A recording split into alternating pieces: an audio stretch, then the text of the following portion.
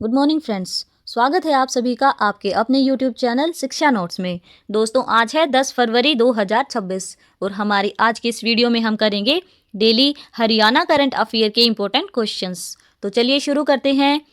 आज का हमारा पहला प्रश्न है दोस्तों, हाल ही में किस नेशनल पार्क में सुरक्षा के लिए AI आधारित निगरानी प्रणाली लागू की जा रही है? तो दोस्तों यहाँ पर हमारा सही उत्तर रहेगा option number B, Kalesar national park में। हाल ही में कलेसर नेशनल पार्क यमुनानगर हरियाणा में AI आधारित निगरानी प्रणाली शुरू की जा रही है। जंगल की सुरक्षा के लिए 42 मीटर ऊंचे 2 निगरानी टावर बनाए जा रहे हैं। टावरों पर हाईटेक रडार सेंसर और आधुनिक कैमरे लगाए जाएंगे। सिस्टम 24/7 रियल टाइम निगरानी करेगा और संदिग्ध गतिविधियों पर अलर्ट भेजेगा। यह तकनीक अवैध लकड़ी कटाई और तस्करी रोकने में मदद करेगी। अवैध शिकार पर नियंत्रण के लिए AI का उपयोग किया जाएगा। मानव वन्यजीव संघर्ष कम करने में भी यह सिस्टम सहायक होगा। कलेसर नेशनल पार्क यमुना नदी के पास यूपी और उत्तराखंड सीमा से सटा है। यहाँ तेंदुआ, हाथी, हिरन, सांभर और 400 प्लस पक्षी प्रजातियां पाई जाती हैं। चलिए बढ़ते हैं आगे। प्रश्न है दोस्तों, हरियाणा में प्रति व्यक्ति प्रतिदिन दूध की उपलब्धता कितनी है? तो दोस्तों यहाँ पर हमारा सही उत्तर रहेगा ऑप्शन नंबर डी, 1128 ग्राम। हरियाणा दूध उत्पादन और उपलब्धता में देश के अग्रणी राज्यों में शामिल है। प्रति व्यक्ति प्रतिदिन दूध उपलब्धता 1128 ग्राम, जो राष्ट्रीय औसत 478 ग्राम से काफी अधिक है। यह आंकड़ा राज्य की उच्च दूध उत्पादन क्षमता और पशुपालन गुणवत्ता को दर्शाता है। हरियाणा में दूध उत्पादन को बढ़ावा देने के लिए राज्य स्तरीय पशु मेले और प्रतियोगिताएं आयोजित की जाती हैं। उच्च दूध उपलब्धता का श्रेय उन्नत नस्लों, वैज्ञानिक अनुसंधान, लूवास, NDRI और आधुनिक पशुपालन तकनीकों को जाता है। चलिए बढ़ते हैं आगे। प्रश्न है दोस्तों, हरियाणा के लिए नाबार्ड द्वारा अनुमानित कुल क्रेडिट क्षमता कितनी है? तो यहाँ पर हमारा सही उत्तर रहेगा दोस्तों ऑप्शन नंबर ए, 3.67 लाख करोड़ रुपए। नाबार्ड ने हरियाणा के प्राथमिक क्षेत्रों एग्रीकल्चर और MSME के लिए 3.67 लाख करोड़ रुपए की क्रेडिट क्षमता का अनुमान लगाया। यह राशि पिछले साल की तुलना में 17% अधिक है। मुख्य फोकस कृषि और MSME सेक्टर पर है। कृषि क्षेत्र के लिए लगभग 1.32 लाख करोड़ रुपए आवंटित किए गए हैं। MSME सेक्टर के लिए लगभग 2.11 लाख करोड़ रुपए आवंटित किए गए हैं। इसका उद्देश्य किसानों, उद्यमियों और ग्रामीण अर्थव्यवस्था को सशक्त बनाना है। ग्रामीण बुनियादी ढांचे के लिए RIDF के तहत 18,393 करोड़ रुपए मंजूर किए गए, जिसमें से 14,066 करोड़ रुपए जारी किए जा चुके हैं। प्राथमिक क्षेत्र की प्राथमिकताएं हैं फसल विविधीकरण, जल संरक्षण, माइक्रो सिंचाई, हार्टिकल्चर मूल्य संवर्धन और FPO सशक्तिकरण। चलिए बढ़ते हैं आगे। प्रश्न है हमारा, हार्ट्रोन में हाल ही में किस HCS अधिकारी को जॉइंट मैनेजिंग डायरेक्टर नियुक्त किया गया है? तो दोस्तों यहाँ पर हमारा सही उत्तर रहने वाला है option number B, Deepak Kumar.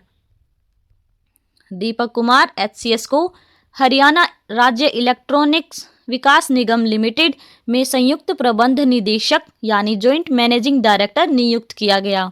वे पहले से जारी प्रोजेक्ट्स में अपनी जिम्मेदारी जारी रखेंगे। पहले से जिम्मेदार प्रोजेक्ट्स में शामिल हैं HAIDP Haryana AI development project. AI को बढ़ावा देने के लिए बनाया गया special purpose vehicle. Deepak Kumar joint CEO बने रहेंगे। HCAPSD Haryana clean air project for sustainable development, वायु प्रदूषण कम करने और सतत विकास पर केंद्रित project. Deepak Kumar joint CEO बने रहेंगे। अन्य एक्सटर्नली एडेड प्रोजेक्ट्स में भी उनकी भूमिका जारी रहेगी। दीपक कुमार 2020 बैच के HCS अधिकारी हैं। इससे पहले वे हरियाणा परिवार पहचान प्राधिकरण यानी HPPA में जॉइंट CEO के पद पर कार्यरत थे। सरकार ने उन्हें IT, इलेक्ट्रॉनिक्स, AI और पर्यावरणीय प्रोजेक्ट्स की जिम्मेदारी दी है। चलिए बढ़ते हैं अगले प्रश्न की ओर। प्रश्न है दोस्तों, हरियाणा राज्य स्तरीय पशु मेला 2026 में ब्रीड चैंपियन बनने वाले पशु के मालिक को कितनी नगद पुरस्कार राशि दी गई? तो यहाँ पर हमारा सही उत्तर रहेगा दोस्तों ऑप्शन नंबर बी, 2.5 लाख रुपए। इवेंट की बात करें दोस्तों तो हरियाणा राज्य स्तरीय पशु मेला 2026, स्थान रहेगा कुरुक्षेत्र। ब्रीड चैंपियन पुरस्कार राशि रहेगी 2.5 लाख रुपए। बात करें उद्देश्य की तो उन्नत नस्लों को बढ़ावा देना, पशुधन की गुणवत्ता और दूध उत्पादन बढ़ाना, पशुपालकों को प्रोत्साहित करना। चलिए बढ़ते हैं आगे। प्रश्न है दोस्तों, हाल ही में 38वें राष्ट्रीय खेलों के पदक विजेताओं का सम्मान और सीएम कप 2025 का शुभारंभ कहां हुआ? तो यहां पर हमारा सही उत्तर रहेगा दोस्तों ऑप्शन नंबर सी, ताऊ देवीलाल स्टेडियम गुरुग्राम में। दोस्तों बात करें आयोजन की तारीख की तो 9 फरवरी 2026 को, स्थान रहेगा ताऊ देवीलाल स्टेडियम गुरुग्राम में। मुख्य अतिथि मुख्यमंत्री नायब सिंह सैनी।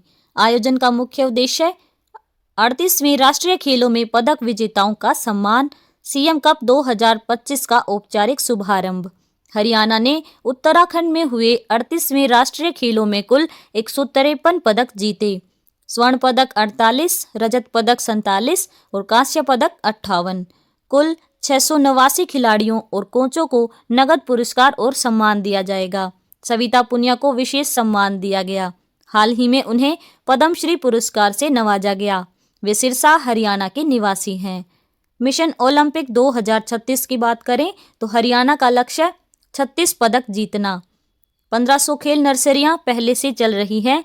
500 नई नर्सरियों के लिए आवेदन मांगे गए। वर्तमान में 37,000 से अधिक खिलाड़ी प्रशिक्षण ले रहे हैं। चलिए बढ़ते हैं आगे। प्रश्न है दोस्तों, हरियाणा सरकार ने हाल ही में किन शहरों को मॉडल मेट्रोपॉलिटन सिटीज के रूप में विकसित करने का फैसला किया? तो यहाँ पर हमारा सही उत्तर रहेगा दोस्तों option number D, Gurugram, Faridabad और सोनीपत को। हरियाणा सरकार ने गुरुग्राम, फरीदाबाद और सोनीपत को मॉडल मेट्रोपॉलिटन सिटीज के रूप में विकसित करने का फैसला किया। यह एनसीआर में शहरी विकास के लिए ऐतिहासिक और बड़ा बदलाव है। पुराना तरीका मास्टर प्लान केवल भूमि उपयोग तक सीमित था। नया तरीका डिस्ट्रिक्ट डेवलपमेंट प्लान, यह एक एकीकृत मॉडल होगा। इसमें सड़क, परिवहन, ट्रैफिक मैनेजमेंट, पानी, सीवरेज, आवास और पर्यावरण शामिल होंगे। फरीदाबाद योजना में पलवल के कुछ ब्लॉक्स भी शामिल किए गए हैं। कानूनी ढांचा नगरपालिका अधिनियम 1973 धारा 203 बी और नगर निगम अधिनियम 1994 धारा 417 के तहत लागू। नोडल एजेंसी की बात करें तो नगर निकाय विभाग, अर्बन लोकल बॉडीज। चलिए बढ़ते हैं आगे। प्रश्न है दोस्तों, हाल ही में राखी गढ़ी खुदाई में मिले अलग आकार की ईंटें किस फेज की पहचान कराती हैं? तो यहाँ पर हमारा सही उत्तर रहेगा दोस्तों option number A, late Harappa की। राखी गढ़ी में चौथे चरण की खुदाई में अलग आकार की कच्ची और पक्की ईंटें शामिल हैं। पक्की ईंटें मिली हैं। हड़प्पा सभ्यता में ईंटों का मानक अनुपात 1:2:4 था। अलग अलग आकार की ईंटें लेट हड़प्पा फेज का संकेत देती हैं। इसका मतलब केंद्रीय प्रशासन और नगर व्यवस्था का पतन। लोग असंगठित तरीके से निर्माण कर रहे थे। राखी गढ़ी द्वशदती नदी के किनारे बसा था, जो सरस्वती नदी की सहायक मानी जाती थी। नदी का धीरे धीरे सूखना और जल संकट ने पतन और पलायन को बढ़ावा दिया। लोग बड़े शहर छोड़कर पूर्व की ओर गंगा यमुना के दोआब की तरफ चले गए। खुदाई टीला नंबर 1, 2 और 3 पर हुई, जो शहर के प्रमुख रिहायशी इलाके थे। इन टीलों पर मनके बनाने की फैक्ट्री, तांबे की वस्तुएं और सोने के आभूषण मिले। अलग अलग आकार की ईंटों का मिश्रण दिखाता है कि अमीर और आम बस्तियों का स्तर गिर रहा था। खुदाई टीम में मनोज कुमार सक्सेना एएसआई और शुभम डीयू शामिल थे। चलिए बढ़ते हैं हमारे अगले प्रश्न की ओर। प्रश्न है दोस्तों, चंडीगढ़ में पहला सरकारी रीजनल ड्राइविंग ट्रेनिंग सेंटर कहाँ खोला जा रहा है? तो दोस्तों यहाँ पर हमारा सही उत्तर रहेगा ऑप्शन नंबर बी, रायपुर कला में। चंडीगढ़ प्रशासन ने रायपुर कला में पहला सरकारी रीजनल ड्राइविंग ट्रेनिंग सेंटर खोलने का फैसला किया। निजी कंपनियों जैसे टाटा और महिंद्रा से रुचि पत्र मांगे गए हैं। अंतिम तारीख 27 फरवरी 2026। आरडीटीसी से ट्रेनिंग लेने वाले लोगों को आरटीओ टेस्ट से छूट मिलेगी। सीएमवीआर के अनुसार मान्यता प्राप्त सेंटर का सर्टिफिकेट पर्याप्त होगा। ट्रेनिंग में सिम्युलेटर और ऑटोमेटेड ड्राइविंग ट्रैक की सुविधा होगी। एलएमवी ड्राइविंग कोर्स की अवधि लगभग 29 घंटे यानी 4 सप्ताह होगी, जिसमें थ्योरी और प्रैक्टिकल दोनों शामिल हैं। उपस्थिति अनिवार्य होगी और बायोमेट्रिक रिकॉर्ड रखा जाएगा। सेंटर का क्षेत्रफल लगभग 4 एकड़ होगा और ऑटोमेटेड सेंसर के जरिए ड्राइविंग को मॉनिटर किया जाएगा। चलिए बढ़ते हैं आगे। प्रश्न है दोस्तों, जनवरी 2025 से जनवरी 2026 के बीच हरियाणा में कुल पंजीकृत अपराधों में कितनी कमी आई है? तो यहाँ पर हमारा सही उत्तर रहेगा दोस्तों ऑप्शन नंबर डी, 8.24% की। राज्य में कुल अपराधों में 8.24% की कमी आई। जनवरी 2025 में 10,115 मामले और जनवरी 2026 में 9,492 मामले। दुष्कर्म के मामलों में 54.55% की गिरावट दर्ज की गई। महिला सुरक्षा में सुधार। दुष्कर्म मामलों में 99 से 45 मामले। पुलिस ने लगभग 100% डिटेक्शन रेट हासिल किया। गंभीर चोट के मामलों में 45% की कमी आई। हत्या के प्रयास में 29% की कमी और हत्या में 15% की कमी। संपत्ति संबंधी अपराध कम हुए। सेंधमारी 31% कम, चोरी 23% कम और स्नैचिंग 20% कम। कुल 9,561 आरोपियों को गिरफ्तार किया गया। चलिए बढ़ते हैं आगे। प्रश्न है दोस्तों, हाल ही में फरवरी 2026 में क्रोएशिया में हुए रैंकिंग टूर्नामेंट में हरियाणा के पहलवान सुजीत कलकल ने किस टूर्नामेंट में गोल्ड मेडल जीता? तो यहाँ पर हमारा सही उत्तर रहेगा दोस्तों option number B, Zagreb open ranking series में। फरवरी 2026 में क्रोएशिया के जाग्रेब में जाग्रेब ओपन रैंकिंग सीरीज आयोजित हुई। हरियाणा के सुजीत कलकल इमलोटा चरखी दादरी ने 65 किलोग्राम भार वर्ग में गोल्ड मेडल जीता।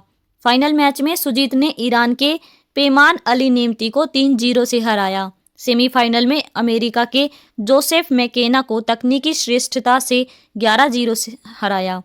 सुजीत ने पूरे टूर्नामेंट में अपने विरोधियों को एक भी पॉइंट नहीं दिया। कोच और मार्गदर्शक उनके पिता दयानंद कलकल हैं। सुजीत पहले भी अंडर 23 वर्ल्ड चैंपियन रह चुके हैं। चलिए बढ़ते हैं आगे। प्रश्न है दोस्तों, हाल ही में हरियाणा और पंजाब के बीच रावी व्यास जल विवाद की जांच के लिए किस ट्रिब्यूनल की टीम ने दौरा किया? तो यहाँ पर हमारा सही उत्तर रहेगा दोस्तों option number C, Ravi and Beas water tribunal.